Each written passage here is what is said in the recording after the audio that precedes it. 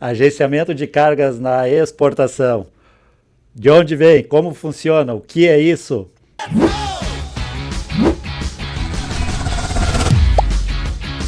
Bem-vindos a bordo, os apaixonados e amantes por exportação e importação, como nós da Conexo o somos. Para tratar desse tema bastante instigante e muito técnico, temos um convidado muito especial hoje aqui, que é o nosso gestor de exportação, o senhor Mike Machado, que para começar vai se apresentar. Tá contigo, vamos meter bala aí que esse assunto é todo teu. Beleza, obrigado. Primeiramente, obrigado pela oportunidade de estar participando, né? Meu nome é Mike Machado, né? Tenho 12 anos aí de experiência já na Conexo Logística, já estou há bastante tempo aí com a equipe. Como gestor há 4 anos, né? Mas cuidando aí, trabalhando em conjunto com a equipe há 12 já, né? nas operações. Tô vendo a barba. Já começou a branquear os pouquinhos aí. Legal. Então tá, vamos direto ao ponto, Mike. E, enfim, esse é o teu dia a dia, né? O dia a dia de quase todos os profissionais de comércio exterior, né? Que em algum momento vão lidar com a contratação de um transporte internacional, sim, seja qual modal for, aéreo, marítimo, rodoviário, ferroviário, enfim, todos os modais que existem, né? Então, para começar, a pergunta óbvia é o conceito. O que é o agenciamento de carga internacional? O que é o freight forwarder, né?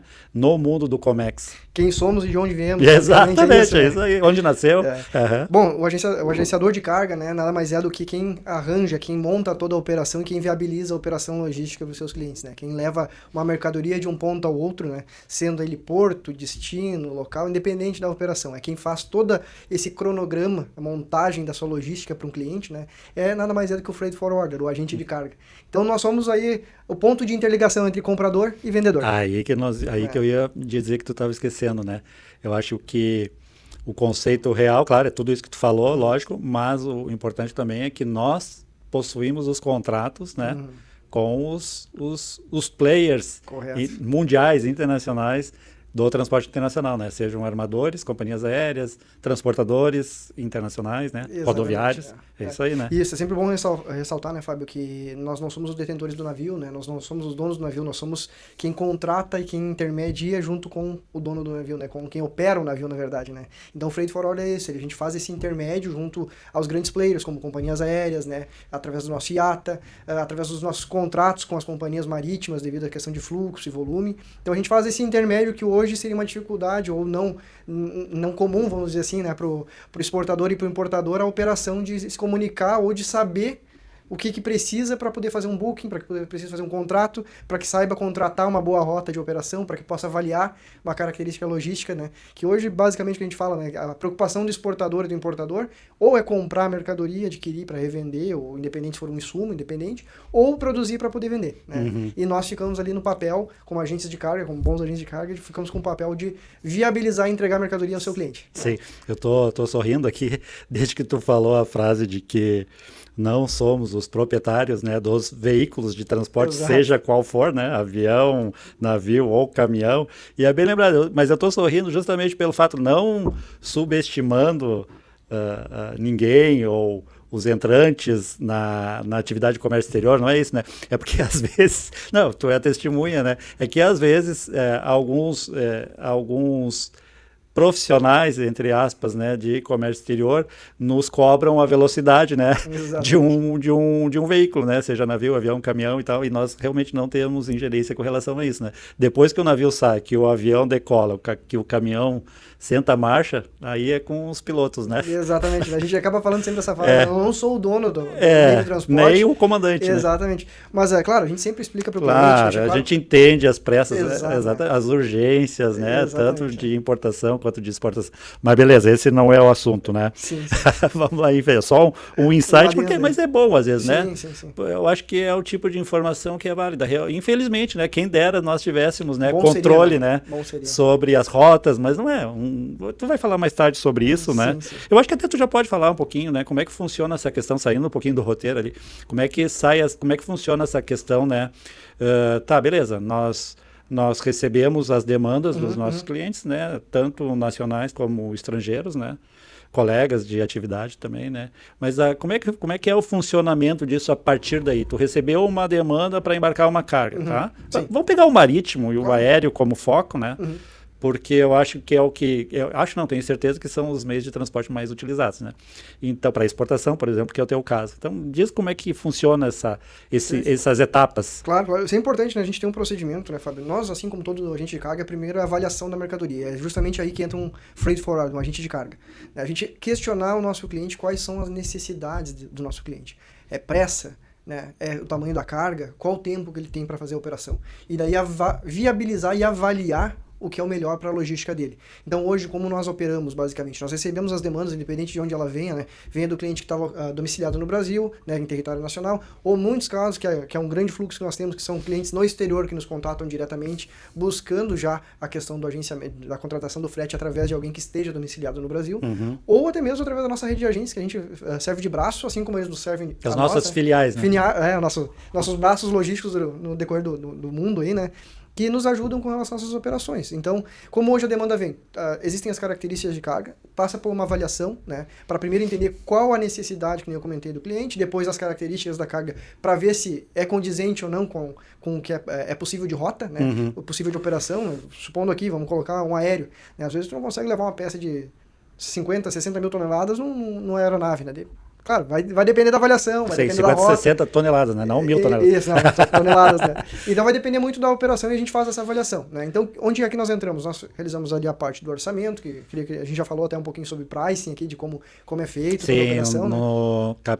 No episódio anterior, nós tivemos um Conexo Mentorcast com o Gabriel, que falamos justamente sobre o pricing. Né? Correto. Então, a demanda ela começa por ali. Então, a partir desse momento, é feita toda essa avaliação, analisa-se a logística, e daí nós colocamos na prática, né? A operação, que é o quê? O cuidado com a carga, né? As orientações de como ela deve seguir, as orientações de como deve ser entregue a mercadoria. A gente sempre brinca e fala com o cliente, né? Quando nós, pessoa física, compramos algum objeto, a gente quer receber em boas condições. A pessoa jurídica não é diferente, né? Sim. Então, alguém que compra a mercadoria quer receber em boas condições. E está precisando, né? E está precisando receber. Então, ou seja, para vender ou para produzir. Enfim. Exatamente, né? Então, de nada adianta muitas vezes tu pular algumas etapas e entregar lá no final uma mercadoria em más condições para o teu cliente, se tu não tiver todo esse aparato prévio, né, de análise, né, de mentoria, basicamente, do teu agente sobre qual a melhor condição, qual a melhor rota, né, para poder te orientar. Eu acho que isso é bem importante, né, Mike? É uma conversa que nós temos diariamente a respeito dessas dificuldades que nós temos. Eu vou falar em termos de Brasil, né? Enfim, de novo, focando que trata-se de agenciamento na exportação. Falar um pouco de Brasil, porque realmente nós ainda temos, infelizmente, gargalos logísticos, né? E muitas empresas ainda, e profissionais do Comex, não entendem esse lado do balcão, que é a dificuldade que, infelizmente, nós temos e nós, por óbvio, repassamos aos nossos clientes, né? Tu podia falar um pouquinho disso a respeito desses gargalos que se encontram, principalmente, eu acho que aqui fica mais focado no marítimo, né? Sim. Podemos até colocar em pauta em uma situação que a gente está hoje, no decorrer do dia de hoje. Perfeito, passando, né? Ótimo. Que são as questões de, muitas vezes, o cliente fala, mas o Depot agendou para te liberar um container às 11 da manhã. Pessoal, a gente está desde as 10 da manhã já na fila, aguardando a operação, e o container não está liberado, porque depende do operador, depende da fila, depende do término de outras operações. São muitos envolvidos, né, Mike, dentro de uma operação, e isso fica invisível. Exatamente. Então, muitas vezes tu olha o sistema e vê horários, mas infelizmente, né, a gente fala, gostaríamos muito que funcionasse como um relógio, né, a operação, mas não funciona. Então, tu tem todos esses intervenientes que acontecem, que operam no meio do caminho, na verdade, né? E que muitas vezes eles estão ocultos, né? Mas que a gente depende deles para que possa acontecer a operação. Sim. Hoje, por exemplo, nós temos vários portos aqui que estão basicamente colapsados. A gente pode dar um exemplo como Itapoá. Muitas vezes tu tem dificuldade de depositar um container, por mais que tu saiba da urgência do cliente, por mais que o próprio porto saiba da necessidade de receber a carga. Tu tem todo o teu tempo de logística de transitar entre empresa e porto, né, da tua operação, ele não dá conta. E isso é cíclico, né? É cíclico. Cada porto tem o seu momento, mas tu sabe por quê, né? Porque acontece que à medida que os operadores logísticos vão vendo que aquele local está com alguma dificuldade, seja para retirar vazios, seja para entregar o cheio, ou sei lá, qualquer coisa que aconteça, né? E eles vão migrando para uma alternativa. Até que aquela alternativa também se esgota, né? É impressionante, né? Basicamente assim, a gente brinca ali, a questão de achar o seu oceano azul, né? Sua tranquilidade, né? Mas é basicamente possível. Não tem milagre, né? Não tem milagre. Infelizmente. Durante um curto período de tempo, pode ser que tu tenha uma solução para os casos, mas ela vai acontecer e vai sobrecarregar em algum momento. Né? A gente vê situações, posso mencionar alguns portos ali que vão suprindo essas necessidades, mas vai entrar naquele outro questionamento que nós fizemos. Qual a rota? né? Qual operação? Nem Será toda que companhia dá? marítima vai aceitar. Exatamente. Vale a pena tu pagar, às vezes, 10 mil, 10 mil não, perdão, eu acabei fazendo a conversão, $1.000 a mais num frete internacional para correr o risco numa operação, Sim. sendo que um porto tem um frete diferente de outro? Sim, nós temos também a questão de detention também, né, por parte Exatamente. dos armadores, que hoje é um valor que compõe as tarifas, né, Exato. marítimas, né, eles contam com isso. Então, são muitas as variáveis, né, Mike? Muitas. Então, toda essa questão aqui não é simplesmente fazer uma reserva. Tá, beleza. Talvez fazer essa reserva até seja simples, entre aspas, né? Tá, mas e a partir daí? A data serve para o cliente? Daí, se tu puder mais desenvolver um pouquinho mais isso, né? Essa é a questão também que nós temos sempre que levar em consideração também, principalmente agora falando do transporte do modal marítimo, né? O modal marítimo ele prevê datas estimadas, né? Então a gente não pode trabalhar com a ideia de que o navio vai sair naquela data que está prevista inicialmente e vai chegar exatamente naquela data. A gente tem que prever margens de erro dentro da operação, né? Então, se a gente perder aqui 2, 3 dias, provavelmente o navio vai atracar nessa operação aí, né, com atraso de 2, 3 dias, e ele segue uma rota, que são os transbordos. Então, supondo que semanalmente nós temos saídas de Rio Grande, por exemplo, tá? Essas saídas elas vão fazer conexão em um porto específico aqui da nossa região da América Latina, que também tem saídas semanais. Se o navio chegar um dia atrasado da conexão que deveria ser feita, acaba perdendo uma conexão de uma semana. Normalmente são operações semanais. Então a gente já está falando aí em perder uma semana de operação por um atraso inicial de 1, 2 dias na partida da operação daqui. Então a complexidade logística tem que ser vista, né, a um nível total, não é somente partir o navio. Cada minuto importa, né? Muito. É verdade, muito, né? É verdade. Tem gente que às vezes ri quando eu falo, mas cara... E hoje sim, Fábio, os armadores, não julgando, porque eu sei que também existem as operações portuárias e tudo mais que são aplicadas, são prazos, condições previamente estabelecidas, né? E até sofrem também, assim como nós, pela questão de infraestrutura portuária, e muitas vezes não consegue, né, atender toda a demanda, mas o que acontece nesse sentido é que a dificuldade que eles têm também para fazer e terminar uma operação, ela acaba colapsando as próximas, né? Então, essa é a dificuldade. Quando a gente fala no minuto, como tu comentaste, né, pegando o gancho, às vezes a gente atrasa, nós atrasamos não, mas recebe a carga dentro do porto, ainda tem o tempo operacional de ela gerar uma presença de carga para se posicionar perante a Receita Para fazer o despacho. Para entrarmos na parte do desembaraço aduaneiro, que é a liberação da mercadoria e, de fato, a conclusão do processo. Por alguns minutos de diferença, a carga rola de navio. Né? Então, tu tá ali correndo atrás da operação, cuidando o horário para entrada, cuidando o horário da liberação, mas tu tem os intervenientes. E não há solução, né, Mike?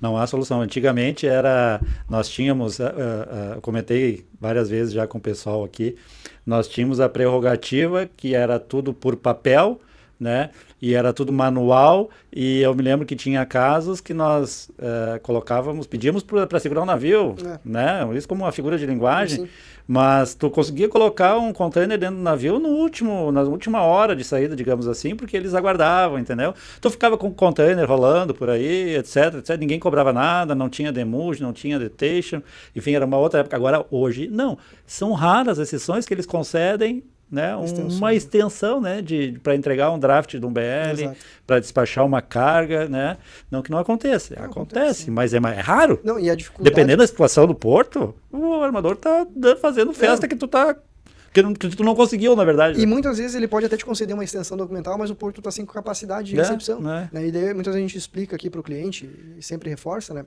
que armador e porto, por mais que muitas vezes seja o mesmo grupo econômico, são distintos. Né? Então tu tem a situação de limitação do porto, tem a situação de limitação do armador, e tudo isso tem que entrar em comum acordo para poder ser feito. Então por isso que eu digo assim, o que a gente precisa para poder minimizar, não solucionar porque é quase impossível sanar 100% dos problemas, mas minimizar, cronogramas, programação. Né? Não deixar para o último momento fazer a tua operação. Não deixar para o último momento tu fazer um cronograma do teu embarque. Não deixar para o último momento tu acionar o teu agente de carga, porque muitas vezes no último momento, quando tu for acionar, tu vai pegar o que sobrou de espaço, o que sobrou de tarifa, e não vai ter tempo hábil para fazer uma boa negociação. Aí não vai ter milagre, não vai ter amigo, não adianta que não tem ajuda, né? Exatamente. Não tem. Olha, de novo, são raras exceções que se consegue algum privilégio para se incluir uma carga, sei lá, um deadline, alguma coisa assim, né? Paciência, né? Mas isso assim, não querendo dar uma de moralista ou alguma coisa assim, né? Mas se tu for pensar bem, isso é uma coisa que eu gosto de comentar também com todo mundo, né? A respeito do modal marítimo, por exemplo. Pô, no mundo nós temos, sei lá, operadores marítimos, né, armadores de containers, dá para contar em 2 mãos, né? Aqui no Brasil, que operam as rotas brasileiras, o que nós temos aí? Cara, 5, 6. Grandes que fazem muitas rotas, 5, 6, 7. Daí tem mais uns 3 outros, né? E que toda semana a gente escuta falar que estão se unindo, né? Daí... adquirindo um ao outro, né? Isso aí, cada vez está reduzindo mais. E são todos brigando pela mesma rota, né? Todos que eu digo são todos exportadores, agentes de carga, né? Brigando pelas mesmas rotas, né? Pelas mesmas cargas às vezes, né? E pelo mesmo prazo, entendeu? E alguns profissionais não entendem isso, né? Ou seja, não existe milagre. Vamos ser honestos também, claro, que eventualmente grandes players que têm grandes contratos, esses caras vão ter preferência. A gente passa aqui dentro e vê, né, esse tipo de situação, mas é justamente como tu comentaste, né, é pela questão do volume. Né? Então, aí muda também a questão da análise do armador sobre essa operação, porque ela está comprometida, né? Mas na média da régua não tem arrego, né? Não, com perdão da palavra, né? Quase todos iguais, porque, como tu comentaste, foi bem posto também, né, Fábio, a questão do detention, do demo, se tornou uma ferramenta de ganho das companhias marítimas, né? Eles começaram a ganhar muito dinheiro com isso, né? Mas sim, faz parte do jogo, né? Uma outra pergunta que temos aqui do roteiro, um outro ponto que eu gostaria de ver contigo, e realmente isso acho que está fazendo bastante diferença, né? Principalmente no auxílio ao nosso dia a dia, né? O dia a dia do profissional, no agenciamento de cargas. A utilização de tecnologia, o que mudou isso, né? Recém falei do tempo do papel antigamente, né? Mas hoje para nós, ajuda, não ajuda, atrapalha, enfim, dá um feedback aí de como funciona isso aí. Sim, eu particularmente eu gosto muito da parte de tu ter a informação na mão, acho que isso agiliza muito o processo e tu consegue dar uma resposta mais rápida ao teu cliente muitas vezes, né? O que é a dificuldade hoje, né, na comparação no cenário atual, né? Que se torna impessoal, né? As operações tu não consegue muitas vezes alguma coisa diferente para o teu cliente, uma operação um pouquinho mais cuidadosa, vamos dizer assim, no sentido de às vezes tu sabe o tamanho da urgência do teu cliente por uma situação atípica, totalmente, vamos colocar aqui uma peça de reposição, que é uma situação onde o cliente não tinha como prever, né, uma falha de equipamento, algo assim, e muitas vezes tu tem que buscar uma solução para aquilo chegar o mais rápido possível, e tu acaba caindo na vala comum por conta do uso dos grandes players, né? Exatamente. Daí a gente volta no assunto, né, são, sei lá, meia dúzia de armadores, né, companhias aéreas temos um pouquinho mais, mas também a limitação de rotas no Brasil, é lógico, né, porque existe lei de reciprocidade de cargas, né, então não são todas as companhias aéreas do mundo que trabalham aqui, né? Exato. O rodoviário é um pouquinho mais elástico, mais né? Amplo, tem mais amplo e tal. Eu gosto bastante também do transporte rodoviário internacional para os nossos países limítrofes aqui, né? Mas, enfim, no agenciamento marítimo, principalmente, a gente volta de novo a ficar preso. Ou seja, hoje nós temos a dificuldade de acesso em pessoal que também atrapalha quando precisa de um favor, né? Exatamente, porque muitas vezes é um detalhe que pode ser solucionado de uma maneira rápida, né? Que é uma coisa fácil, vamos dizer assim, e tu fica vinculado ou bloqueado à burocracia do sistema. Sim. Então, o sistema funciona dessa maneira, o sistema vai te respondendo dentro daquele prazo, e tu tem que aguardar. Né? A coisa boa hoje é que nós temos a possibilidade de rastreamento, né? Exatamente. Das cargas, né? Isso é um diferencial. Isso e entra nos benefícios da tecnologia, né? Acho que tu ter a informação da maneira que tu tem hoje na mão, tu consegue uma resposta e uma posição para o teu cliente, assim como também tu consegue de uma maneira mais precisa buscar opções, né? Dentro de avaliar o que está acontecendo. Hoje tu sabe quem é o armador que tem levado mais tempo, por exemplo, numa operação marítima, porque tu consegue fazer um balanço, né, do que está acontecendo de atrasos, do que está acontecendo de operação, quem está omitindo, quem não está. Coisa que no passado tu tinha uma dificuldade maior porque as informações ficavam no papel. Né? Hoje, a nível online, tu consegue trazer para os teus clientes algumas informações adicionais e até mesmo tu te resguardar, né? De selecionar alguns players. Esse aqui eu não vou trabalhar porque o cliente tá me pedindo tal situação e pelo meu dado estatístico. E pela tua experiência. Exato, e pela experiência a gente já sabe que não vai funcionar. Isso é uma mensagem importante, né? Para os operadores, exportadores, né? Que realmente utilizar a nossa experiência de conhecimento. E às vezes, ontem até tu me comentou um caso, né? Tu disse para o cliente, olha, eu não te garanto essa operação. Exato. Desculpa, mas 99,9% de dar errado, né? Então, eu acho que isso é importante, né? Porque ali no final do dia ele vai estar economizando. Exatamente, né? Exatamente. Ou não vai perder tempo, não vai ter retrabalho, né? Que é uma coisa que é muito comum também, né? Também, né? E a questão principal, né, Fábio? Tem situações onde tu não vai ter uma solução porque tu vai desprender tempo e dinheiro nessa situação. Não tem tempo, não tem tempo, né? Não adianta, não vai dar tempo, e é aquela impossível. Questão do prazo que nós falamos antes. O prazo era impossível, não pode ser cumprido.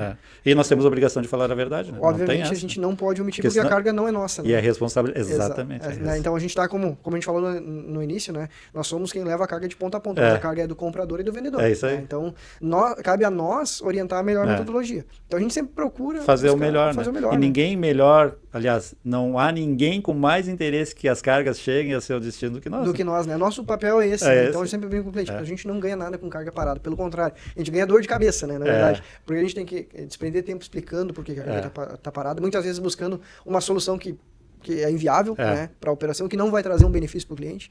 Então a gente tenta sempre se antever a isso para poder apresentar uma boa opção. Né? Já quase finalizando, mas me veio uma pergunta, eu acho que são duas, tá?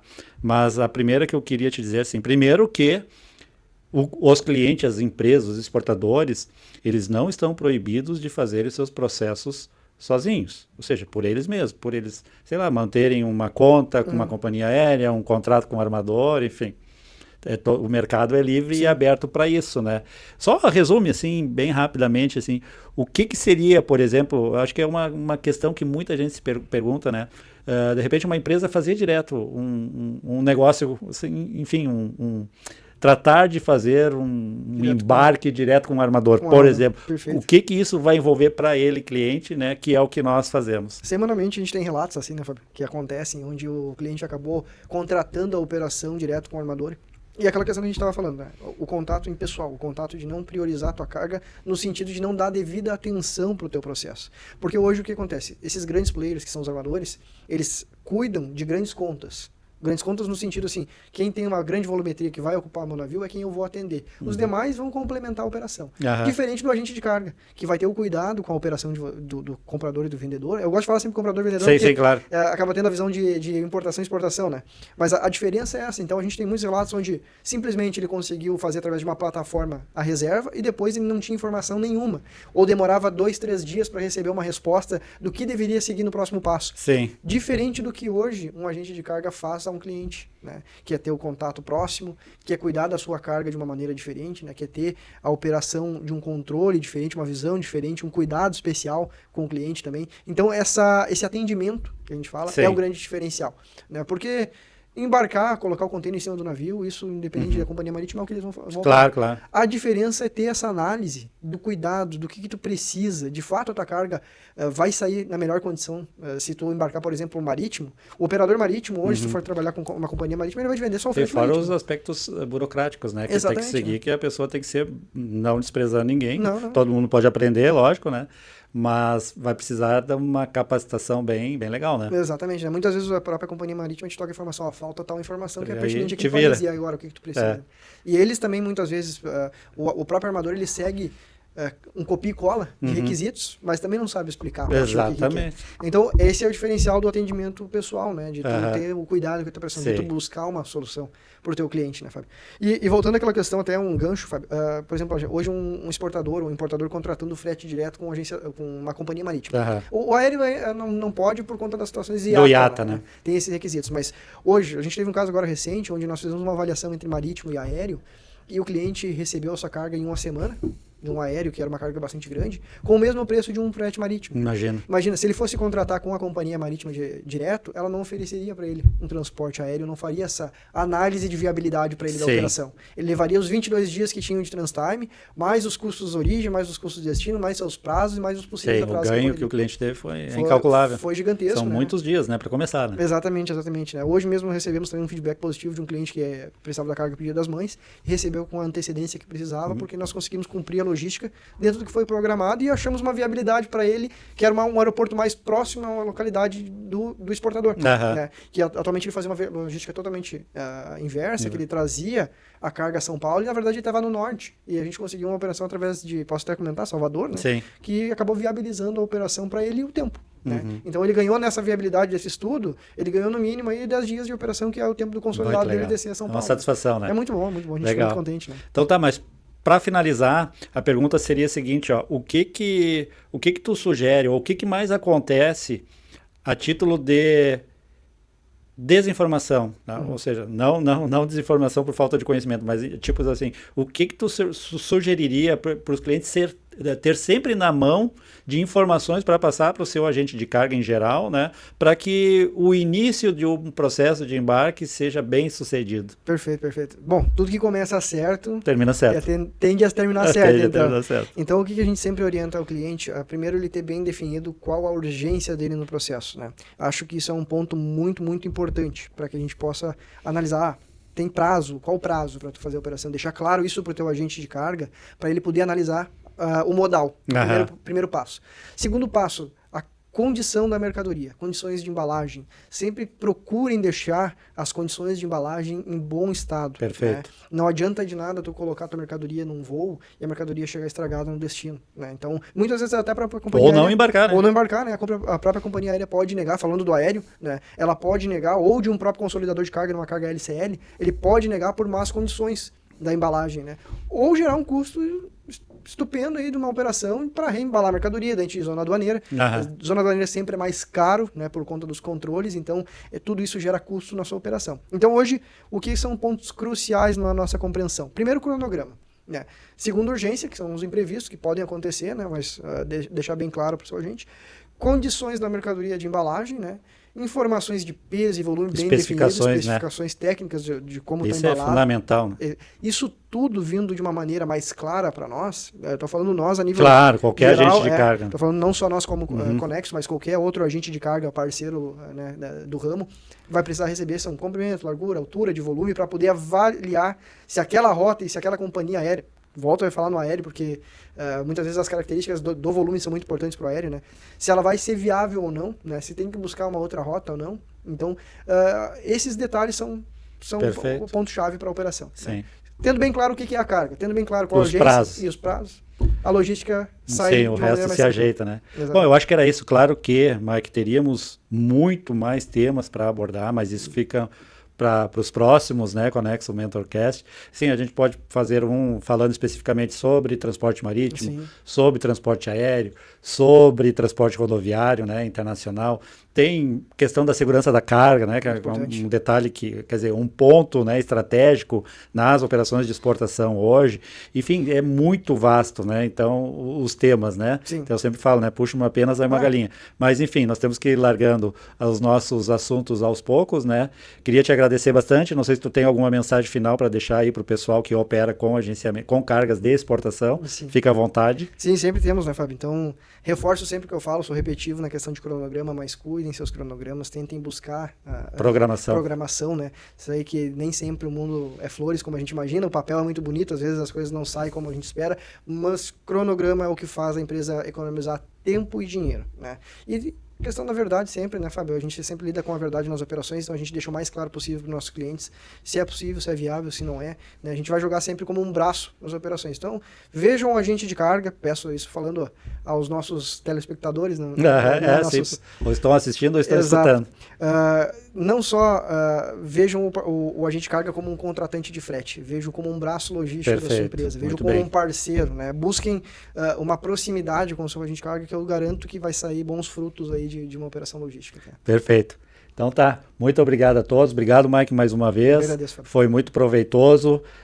Obrigado e até o próximo Conexo Mentorcast. Já ia esquecendo, por favor, se inscreva no canal, deixe seu coraçãozinho e compartilhe. Se quiser também, por favor, deixar sugestões de assuntos para os próximos. Se tiver algo que tenhamos esquecido de falar aqui ou tenhamos falado errado, por favor, também pode comentar, fique à vontade. Tá bom? Muito obrigado mais uma vez e até uma próxima. Tchau.